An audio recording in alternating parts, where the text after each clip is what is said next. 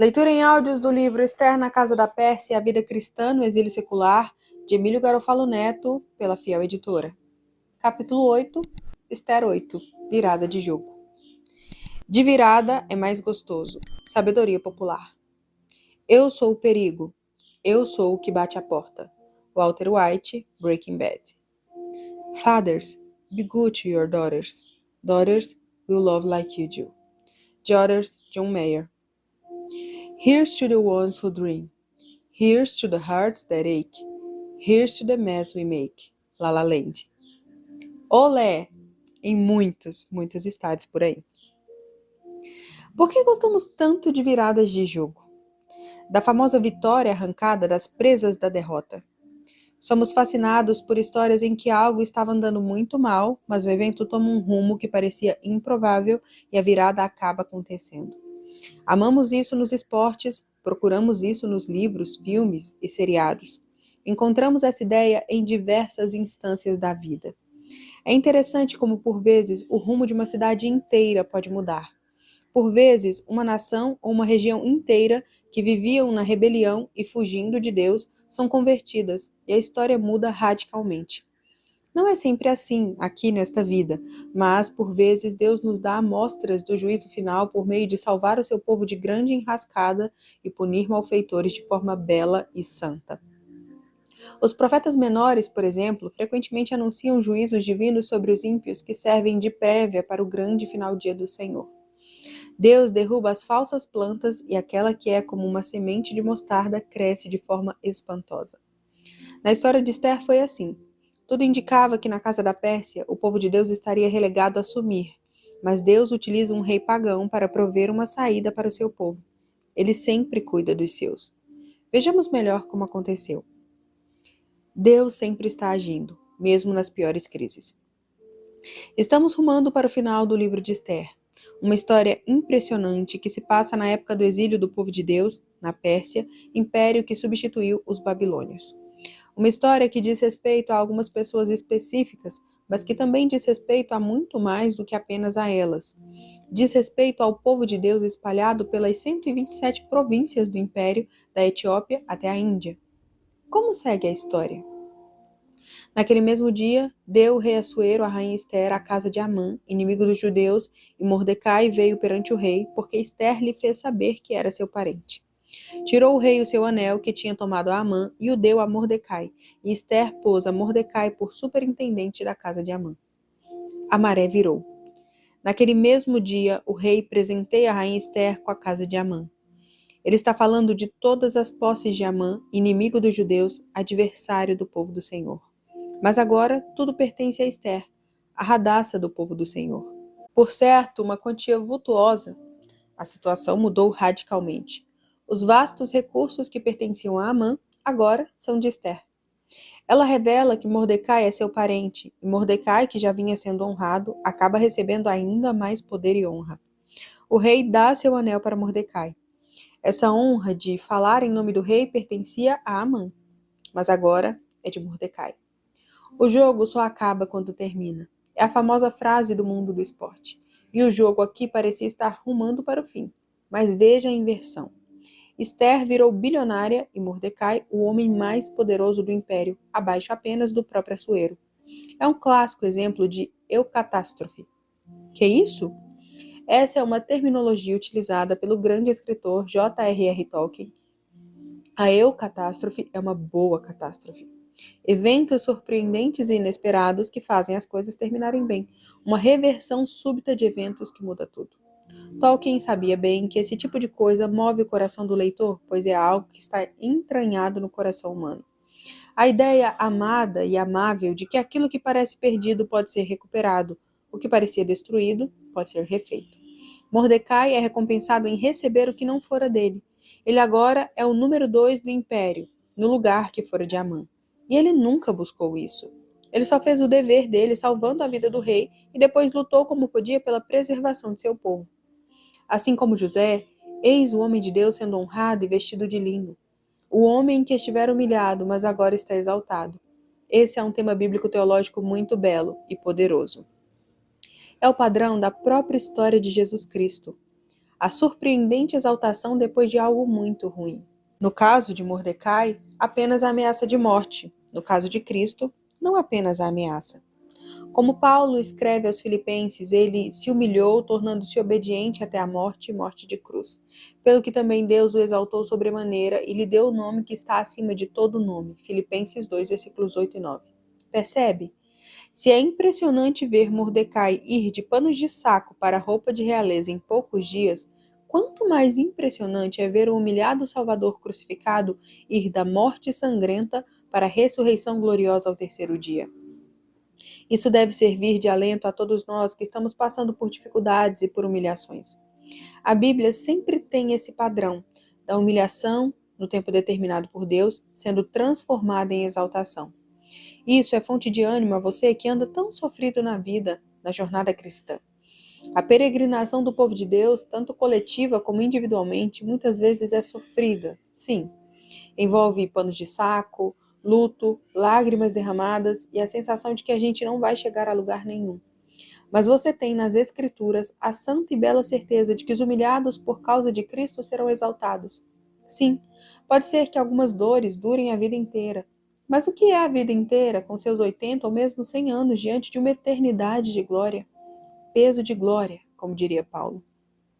Isso deve encorajar você que está com a fé fraca e vacilante, sentindo como se tudo estivesse perdido. Seja por você estar meramente frio, seja por algum pecado que você cometeu e hoje experimenta as dores do resultado. Veja como as coisas podem mudar pela ação redentiva de Deus. Ele age mesmo com gente fraca e vacilante, mesmo com gente com uma história de uma vida não muito séria. Isso deve servir de ânimo ao povo de Deus perseguido. Por quê? Pois um dia seremos revestidos de incorruptibilidade e reinaremos com Cristo sobre o cosmos refeito.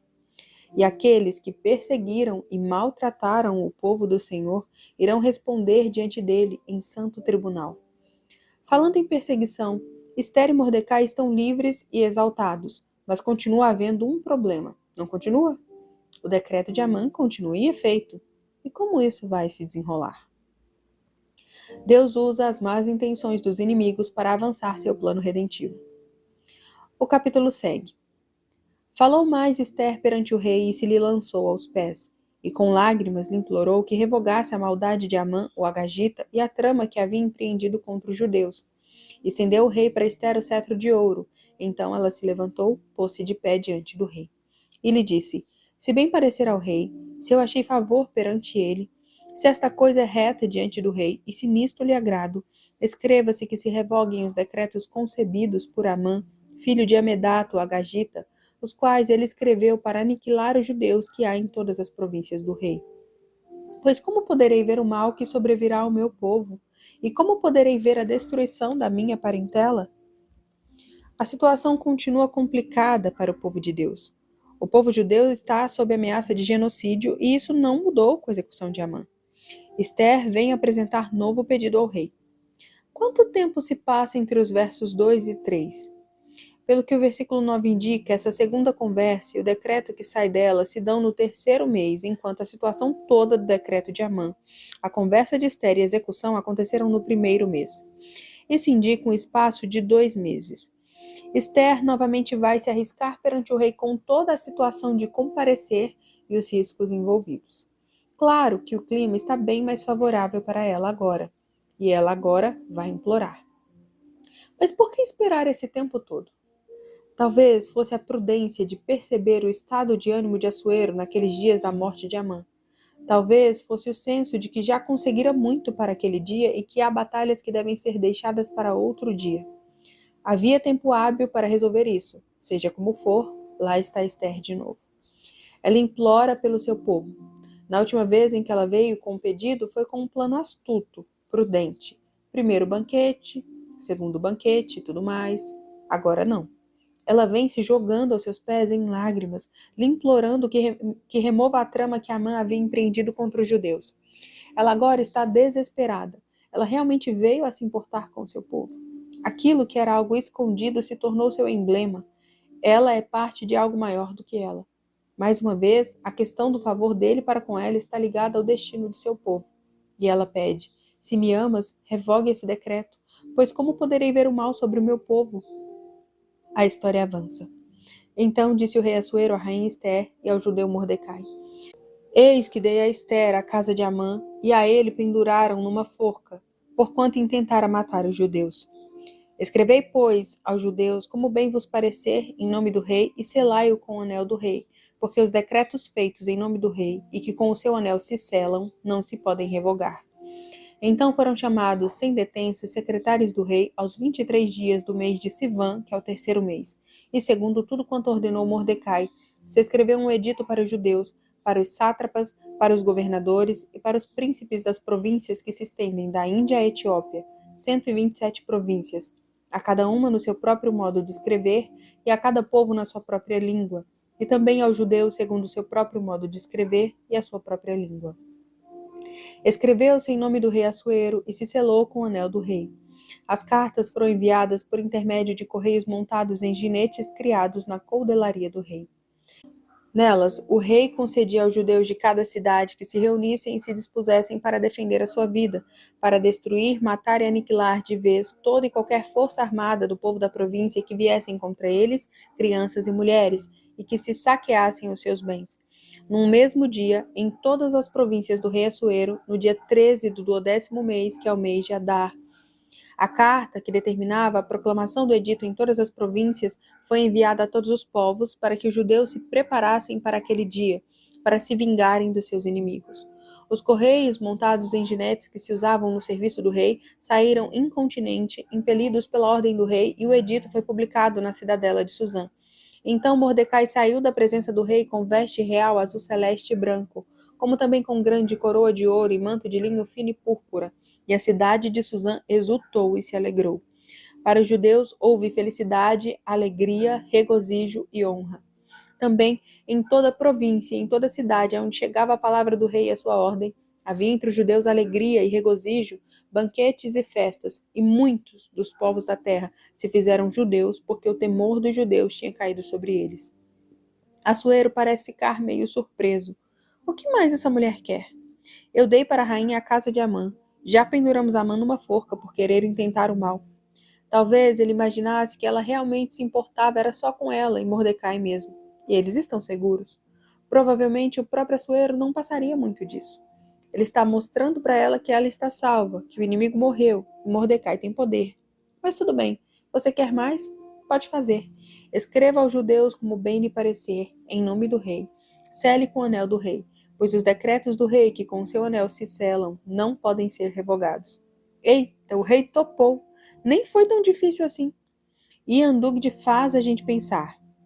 Esther, por 5 anos, viveu como uma pagã prática, escondendo sua identidade judaica, vivendo como a rainha do mundo pagão. Já era teologicamente errada a sua postura. Agora talvez esteja ficando claro que pode ter sido até mesmo pragmaticamente errada. Será que se ela revelasse sua origem para o seu rei logo no início, essa história toda teria chegado tão longe?